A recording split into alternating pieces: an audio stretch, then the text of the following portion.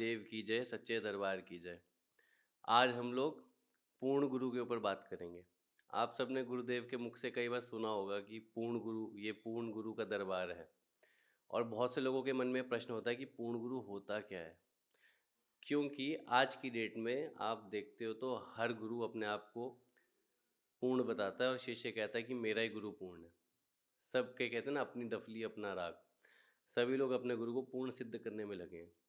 पर वास्तव में पूर्ण गुरु होता क्या है? पहली बात तो गुरु क्या है यही जान लें हम लोग।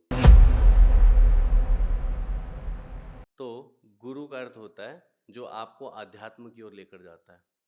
अब आज की डेट में आप लोग देखते हो तो यूट्यूब चैनल खोल लो, फेसबुक खोल लो, तो लाखों करोड़ों गुरु बैठे हैं अपना अपना ज्ञान लेकर। अब इसमें इंसान को ये नहीं पता चलता कि इसमें से असली कौन है, नकली कौन है। तो इसकी पहचान पूर्ण गुरुओं के द्वारा ही की जा सकती है। क्यों? क्योंकि हम लोगों का लेवल इतना नहीं है कि हम पूर्ण गुरु की पहचान कर सकें। क्योंकि हम अगर पहचान कर सकते, इतनी औकात मनुष्य की होती, तो उसे पूर्ण गुरु की आवश्यकता ही नहीं होती। जिस तरह गुरु नानक साहब ने कहा, जेवड़ ऊंचा होवे कोई तेवड़ ऊंचा जाने सोए, कि जो जिस लेवल पे है वो उसी लेवल पे दूसरे की कैलकुलेशन कर सकता है, दूसरे के बारे में जान सकता है। अगर आप खुद डॉक्टरेट की डिग्री लेकर बैठे हो तो आप सामने वाले को जज कर सकते हो कि सामने वाले डॉक्टर को कुछ आता भी है, फर्जीवाड़ा करता है। अगर आप खुद जज हो तो आप सामने वाले की डिग्री पे क्वेश्चन उठा सकते हो।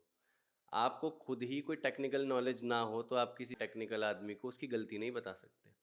इसी तरह से जब अध्यात्म में आप जीरो हो, आपके पास कुछ है ही नहीं, तो आप गुरु की पहचान कर कैसे सकते हो? तो इसलिए जो पूर्ण गुरु हैं उन्हीं से जानना और मानना पड़ेगा कि पूर्ण गुरु होता क्या है। अपने समय के पूर्ण गुरु गुरु नानक हुए, गुरु गोरखनाथ जी हुए, महात्मा बुद्ध हुए, ये सब पूर्ण गुरु थे। इन सब की जीवनी से, इनकी सीख से हम समझ सकते हैं, थोड़ा थोड़ा अंदाज़ा लगा सकते हैं कि पूर्ण गुरु होता कैसा है, होता क्या है। सतगुरु के लक्षण कहूँ, मीठे बैन विनोद, चार वेद छठ शास्त्र कहे 18 बोध।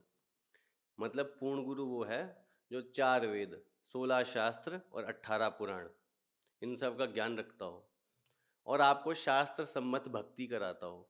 आज के कुछ गुरु हैं, ऐसे ऐसे नाम जब ध्यान साधनाएं अपने भक्तों को बता रहे हैं जो किसी शास्त्र में वर्णित है ही नहीं। श्रीमद् भगवद गीता में ईश्वर कहते हैं कि जो शास्त्र विरुद्ध भक्ति करता है वो ना इस जन्म में सुखी होता है, ना परलोक में सुखी होता है। तो ऐसे एक पूर्ण गुरु हैं श्री करौली शंकर महादेव, जिनके दरबार में आप नित्य प्रति ये देखते हो कि किस तरह से मरता हुआ व्यक्ति जो तड़प रहा है वो जिंदा हो जाता है। किस तरह से भयंकर गंभीर रोगों से तड़पता व्यक्ति, कैंसर हो, एड्स हो, किडनी डैमेज हो, 25-25 साल पुरानी डायबिटीज़ हो, नष्ट हो जाती है एक चुटकी में। तो वो कैसे होता है? पूर्ण गुरु जिस तरह से शास्त्र सम्मत भक्ति कराता है, उसी तरह से श्री करौली शंकर महादेव भी कहते हैं कि शास्त्र विरुद्ध भक्ति करने वाला हमेशा नष्ट ही होगा।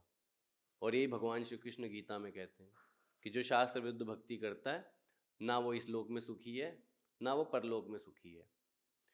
अब जितने भी कई गुरु हैं, वो लोग कहते हैं कि इस जन्म में कष्ट भोग लो, आपके भोग कट जाएंगे और अगले जन्म में आप लोग सदा के लिए सुखी हो जाओगे। तो कहते हैं ए जग मिठा अगला किन डिठा, कि ये दुनिया तो देख रहे हो, अगली किसने देख ली? क्या गारंटी है? इस जन्म में 10वीं पास नहीं हुई, अभी 10वीं पास नहीं हो रही, तो BA की डिग्री कोई दे देगा क्या? तो अगर इसी जन्म में आपके कर्म भोग नष्ट ही नहीं हुए, आपने भगवत प्राप्ति की ही नहीं, तो अगले जन्म में सुखी कैसे हो सकते हो? इसकी क्या गारंटी है? तो जो ये कह दे उससे दूर से किनारा कर लो और हाथ जोड़ लो कि गलती से आपके यहाँ आ गए।